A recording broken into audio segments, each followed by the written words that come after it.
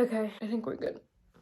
Hello everyone, welcome back to my channel. I'm Anatolia and I'm stressed. I went through a bunch of topics this week and I ended up picking pricing and how to get the maximum profit for your items. I'm gonna speak from experience, so if this is not your experience, I understand, we're different. This is how I conduct my business, and if you conduct it otherwise, that's fine, that's up to you. You walk into a thrift store and you find items priced very differently, and some thrift stores are more expensive than others. I'm gonna help you find out if something's worth it or not. If you're buying an item for $20 and it's selling online for $20, let's just put that out there. It's not worth it. You will not be making $20. Make sure you're always doing your research before you buy an item. In the store, do your research. If you buy an item for $20 and it's selling for $100, you're making $80 minus 20. That's $60 pure profit. I would suggest you buy an item like that. Now, if you want your cost of goods, so your average price for an item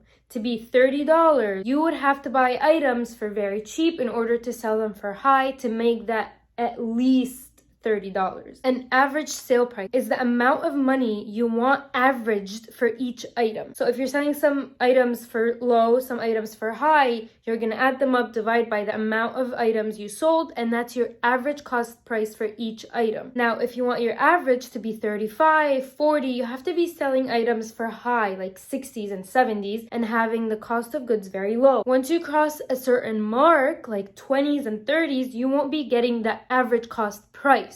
You with me? You with me?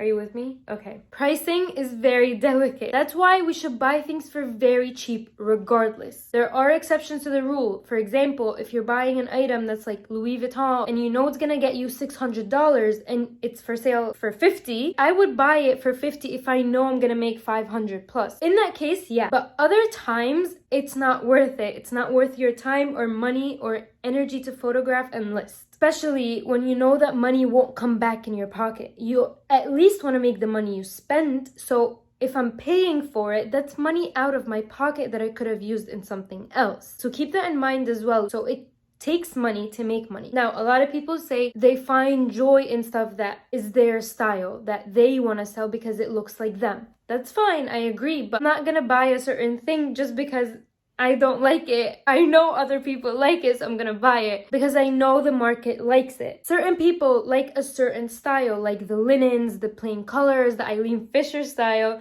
They like that style and they're willing to pay a higher price for it. So even brands have their own ecosystem. They have their own people. They have their okay, recap.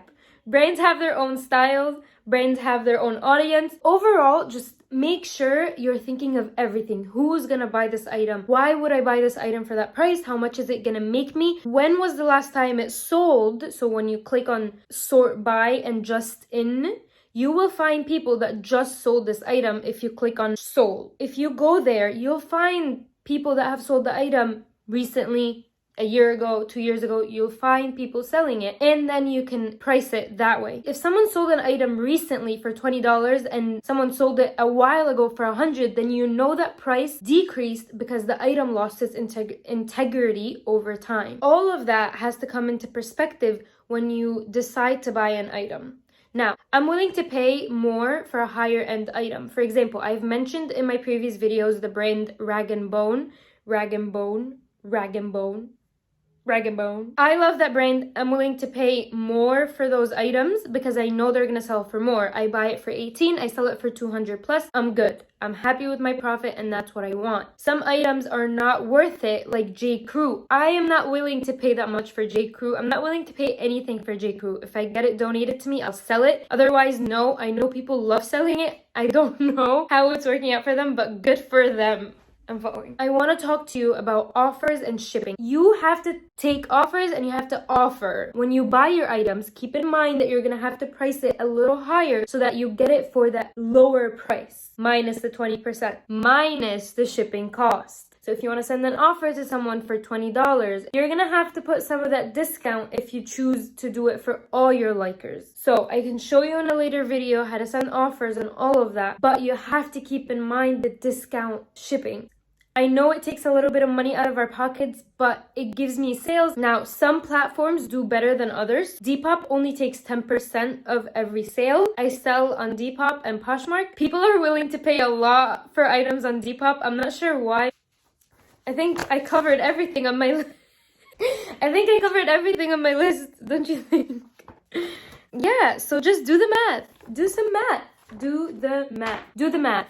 Thank you guys so much for watching. I'm blessed and honored and full of joy. Thank you for your support, for every single person that reached out telling me they're proud of me. It means the world and more. I will never be able to express it through words. Maybe one day we'll make it to 100 subscribers.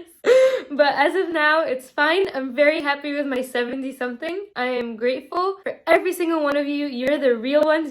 Hi guys, I lost the audio in this part of the video, so this is just me concluding and saying all the good stuff and that I love you and big kiss. Mwah.